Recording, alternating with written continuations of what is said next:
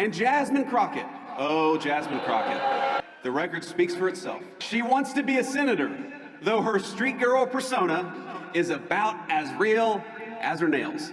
Donald Trump's vice president, J.D. Vance, thought he could take a shot at Congresswoman Jasmine Crockett and walk away untouched. Instead, what followed was a public response, so calm, so direct, and so revealing that it flipped the entire moment against him. Before we break it all down, if you're new here and you follow us political moments as they unfold in real time, make sure you subscribe. Now, these stories move fast, and you don't want to miss what comes next. This all started when J.D. Vance decided to go after Jasmine Crockett, not on policy, not on legislation, but on image. At a conservative youth conference, he reduced her to a caricature, implying that her personality was an act, suggesting she wasn't serious, and framing her authenticity as something threatening. To many watching, especially women and minority voters, the message was loud even if the wording tried to stay indirect. Jasmine Crockett didn't respond with shouting. She didn't fire back with insults. She didn't play the same game. Instead, she did something far more effective. She explained exactly why the attack happened.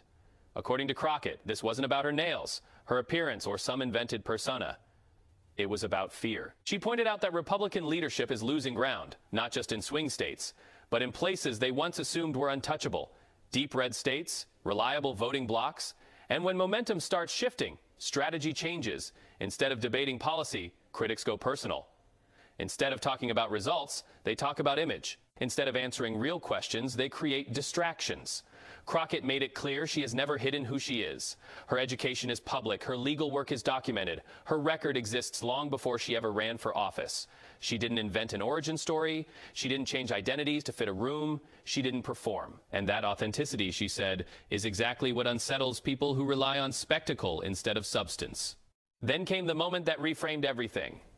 Crockett didn't just defend herself, she flipped the conversation. She asked a simple question: if we're talking about qualifications, let's actually talk about them. She reminded viewers that she had spent years representing people pro bono, standing beside citizens exercising their constitutional rights, long before cameras were pointed her way. Her work wasn't theoretical, it was lived. And then she said something that immediately cut through the noise. She pointed out that the current vice president's rise didn't come from grassroots organizing or legal advocacy, but from proximity to power in a political environment defined by chaos and loyalty tests. That wasn't name calling, that was context at that point. The conversation stopped being about personality and became about contrast. On one side, someone talking about policy, experience, and outcomes. On the other, someone leaning on insults and applause lines. A political analyst who weighed in afterward put it bluntly: when leaders don't have measurable accomplishments to point to, ridicule becomes the fallback strategy. Appearance gets mocked because substance can't be attacked. Tone gets criticized because record holds up. And that's why the insults look the way they do. Crockett addressed this head, and she said she's faced these tropes her entire life. And yet, here she is, a member of Congress preparing for a Senate run, still standing. Her message was clear: distractions don't stop progress. And here's where this story gets bigger than one exchange, because this wasn't just about J.D. Vance or Jasmine Crockett.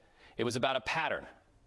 A pattern where spectacle replaces policy, where rallies look more like entertainment events than civic discussions, where outrage is used to redirect attention away from unanswered questions. While the cameras were focused on personality clashes, major issues were quietly moving in the background, including transparency debates, accountability questions, and internal disagreements that don't fit neatly into rally slogans. That contrast matters, because when voters start asking real questions about jobs, healthcare, accountability, and governance, surface-level attacks stop working. And that's why moments like this resonate. Not because they're dramatic, but because they reveal priorities. Let me ask you this, and I want you to answer honestly.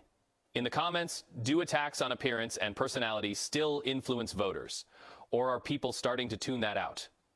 That answer says a lot about where this political moment is heading. What made Jasmine Crockett's response effective wasn't volume, it was clarity. She didn't chase the insult. She exposed the motive behind it, and in doing so, she shifted the conversation back to something harder to dodge: results, records, and reality. That's why this exchange mattered, and that's why it didn't end the way it was supposed to.